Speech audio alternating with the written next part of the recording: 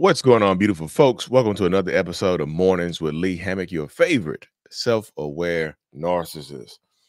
This morning, we're going to be talking about what's the best way to deal with a narcissist. What's the best way to deal with a narcissistic, toxic ass person? Before we hop deep into today's episode, y'all, you know what it is. November the 2nd and November the 3rd, we are coming live and in person for our next event in Dallas and Houston, Texas. You can check those out at mentalhealness.net/events. Dallas and Houston, Texas, live and in person. Live.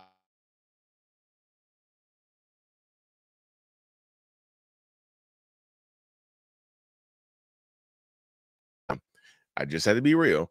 This question right here is a tough question for a lot of people to deal with right here, right? A tough question. Because the answer is going to be, it depends. It depends on the person that you're dealing with, of course, because no two narcissists are the same. Narcissists are like fingerprints, right? You like no two of them are going to be the exact same. No two narcissistic people, no two narcissists are going to have the exact same mindset. No two narcissists are going to do the exact same thing. No two narcissists are going to behave in the exact same way. Because guess what? Every narcissist is going to be different. Different races, different religions, different ethnicities, different locations, different cultures, different everything, y'all. Different you. You are different. You are like you yourself as the victim in this space right here is going to be different from every narcissist, from every other victim as well. Y'all might have similar stories, similar upbringings and things like that, but you yourself are going to be different as well. So this is something you have to think about when you're trying to learn how to coexist, how to deal with a narcissist or a toxic person, right?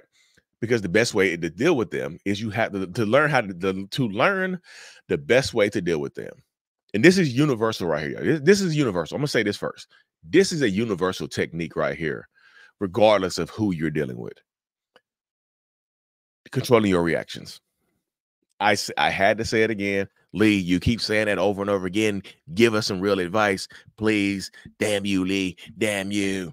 Y'all, you have to get control of your reactions. When I say this, it's amazing how much pushback I get when I tell people, hey, you gotta get control of your reactions. Well, Lee, they're not in control of their reactions. Yeah, duh.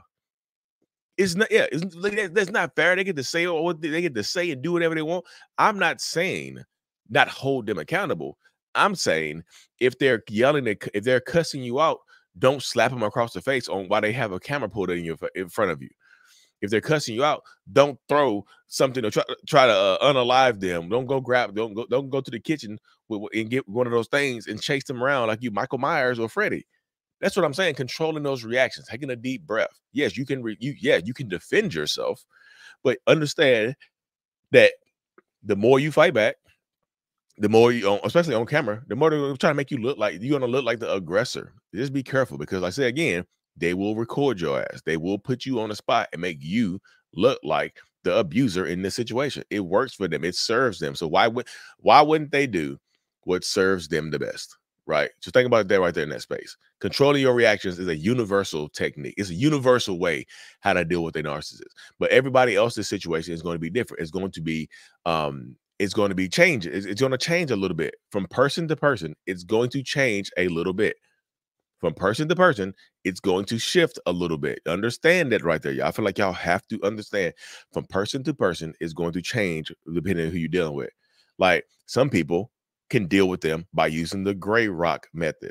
Gray rocking means being like removing the emotional reactions, removing any type of deep emotional reactions. I mean, I'm not saying you stop caring about them because that's like, Lee, how do I turn my emotions off?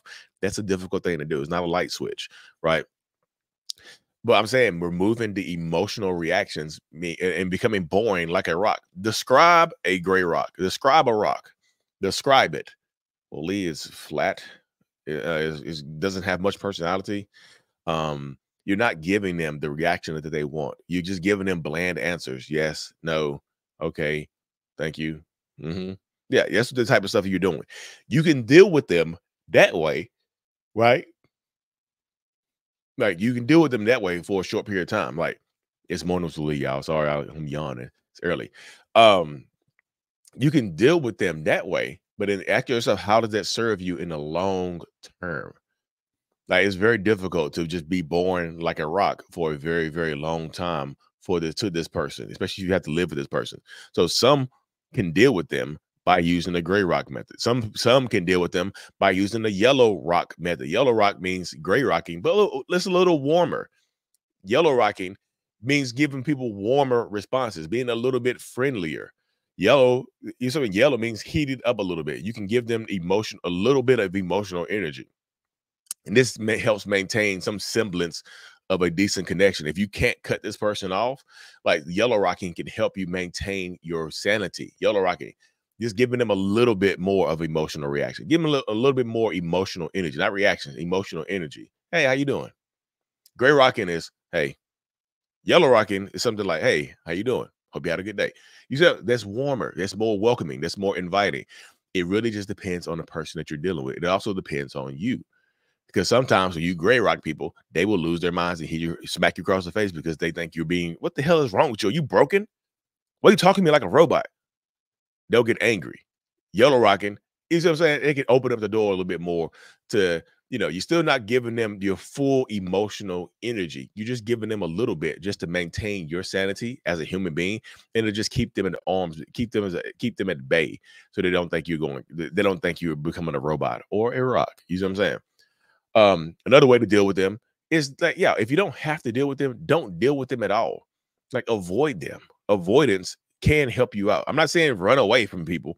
I know people are like, believe I'm not a coward. I ain't changing my schedule. Look, sometimes you might not be ready to see this person. So you can avoid them a little bit. Like, if y'all go to the same gym and y'all been doing the same type of workouts every year at 7 a.m., you can keep doing it if you want to. If you feel like you're there, keep doing it. Or you can go to the 7:30 class.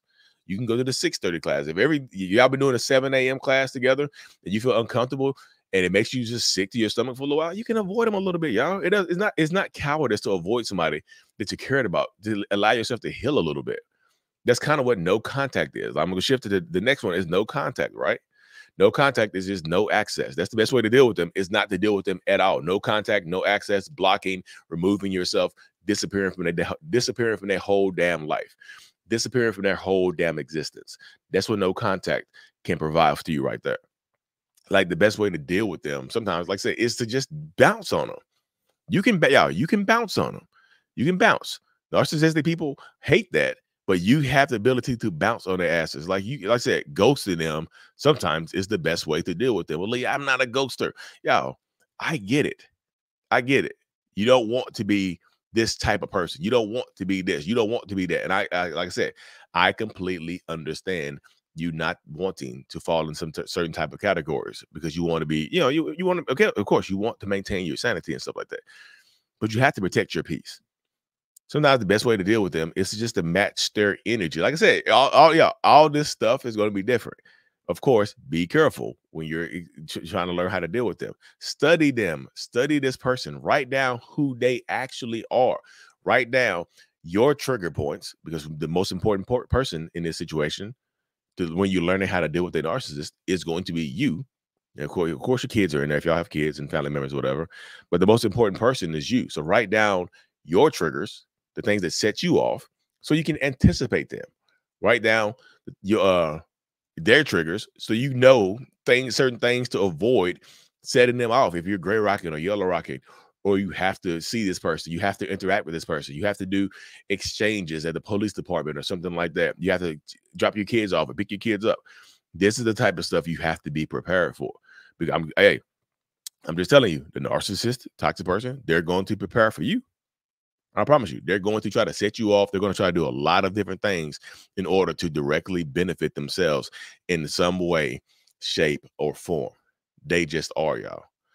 This is the mindset. This is the mentality of so many narcissists and toxic people. So you have to be ready. You have to protect yourself.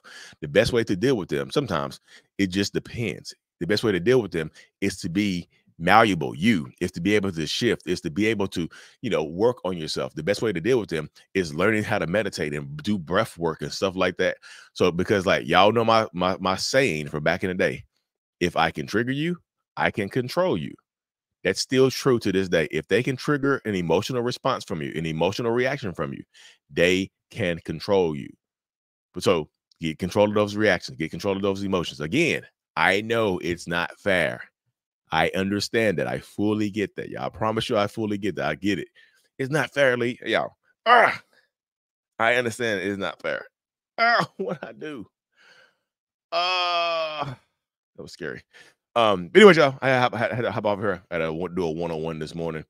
Y'all be safe. Take care of yourselves. Make sure you subscribe to the channel. Make sure you come check us out in Dallas, Texas on the 2nd, Houston, Texas on the 3rd. We will see y'all, and I will see y'all on the next video. And as always, y'all, mental illness is out. Gotta find my little stinger. Send me a stinger. Peace. Thank you so much for making it to the end of my video. I am extremely grateful for you. Have no idea. If you haven't already, make sure you go ahead and subscribe to the channel. Helps reach more people. And click on the screen to watch another video or to browse through another playlist. There's also a link on the screen to check out my courses and my support groups to help you heal and understand what you've been through. Thank you so much again. I will see you in the next video. Peace.